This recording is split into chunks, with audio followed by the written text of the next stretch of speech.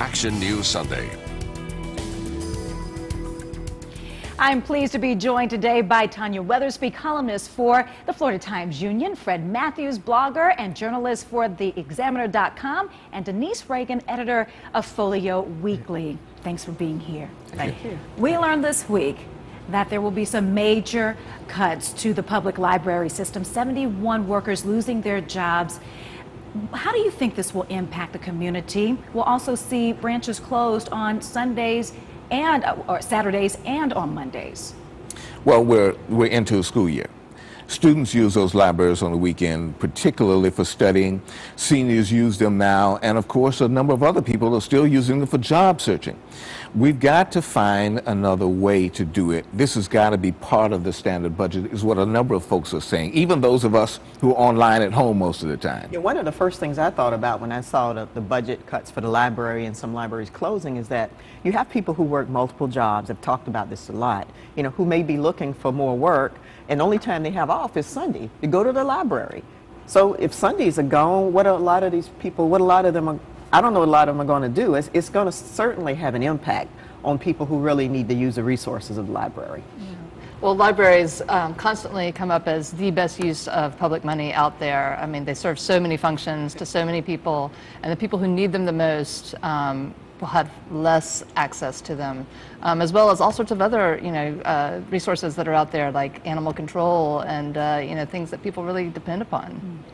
Jim Fuller, clerk of courts, back in the news as well. First, he wanted to extend term limits so that he could keep his job. Now he wants to give out in bonuses and raises $125,000 before he leaves office. What do you make of it?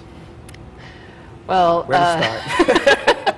a lot of people are painting this as sour grapes, giving kind of the taxpayers the finger on the way out the door sort of thing. I don't know if that's what he was trying to do. I think he was trying to reward some loyal people, but with taxpayer money, that's not cool, and it's not what is deemed appropriate. $8,000 bonuses? I want to know besides just moving stuff back and forth to the new courthouse, which is what you would do anyway, $8,000? I mean, who gets an $8,000 bonus now? It just underscores why so many people mistrust government now, because people sometimes get in government and they think they can do anything they want to do, and what's worse is that because the council has now cut the budget for whoever the next clerk of courts is going to be, that's going to hurt the next person's budget, and it's going to hurt the next set of employees, and that's probably the real injustice here. Well, I mean, he was the department head. He made a decision, and of course, he indicates that his decision was based upon the fact that these folks did such good work in moving from the old courthouse to the new. It's not, still doesn't taste any better, but it is what he can do. The question is whether or not, and as I said, the city council has decided to just go ahead and take the money from the next clerk of the court. That will not satisfy taxpayers, unfortunately. With so much debate, do you think there's more accountability in city government? Well, accountability comes every 4 years. Yeah. That's the accountability. Yeah. I mean, you're not going to, if you call a city councilman's office or city councilperson's office, you're not going to get through to them right away. You're going to be put on hold. You're going to be put in voicemail.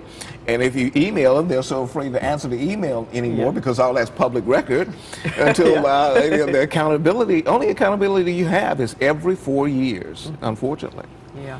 And the other thing is simply that a lot of people now are going to just see this, as I said earlier, as another reason, to not trust government again. And that's kind of sad because we do need government to do certain things. And, we're going to see this doesn't help, not at all.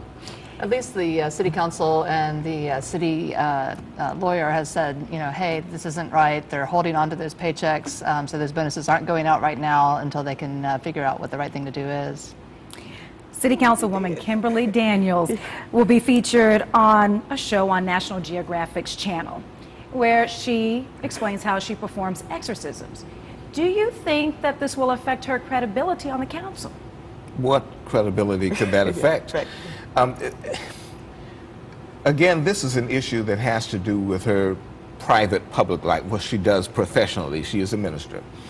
It reflects only upon Jacksonville in the fact that people would be amazed somewhat that we would have elected someone who professes to do exorcisms or deliverance, as she calls it. But it should not come as any surprise, because she ran a very open campaign, very conservatively and religiously based. She's not hidden anything about her since she's been on the council. It's just that this will be classified as a bit weird. I was just going to say, most of the voters who voted for her and the choices they had at the time, they pretty much knew what she was about. I mean, she is who she says she is. I don't think it would surprise anybody. I think it might embarrass the city a little bit, because that's, you know, so out of the way.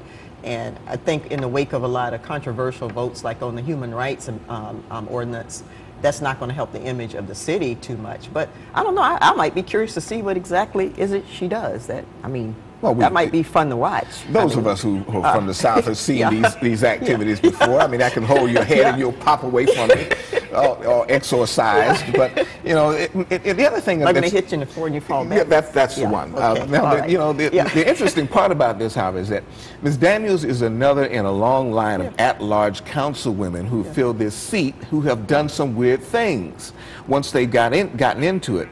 And so, again, to that extent, she's no different from the others. You know, what comes to my mind with the City Council in general, and maybe some of these at-large seats, is the USA Network's Characters Welcome slogan, and that may be something that we want to think about for Jacksonville. Okay. Hey. So there's a new sports team here in Jacksonville. You've heard of it, right? The Jacksonville Breezes, the lingerie football team. Yeah. Good for the city, yes or no? Fred? Well, I would think it'd be good for the city. I mean, what can be negative about that?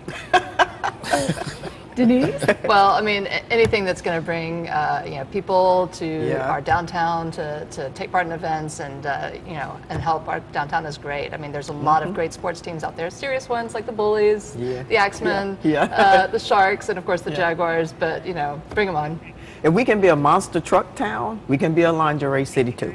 Thank you, Tanya. Thanks to all of you. When we return, a moment with Mike.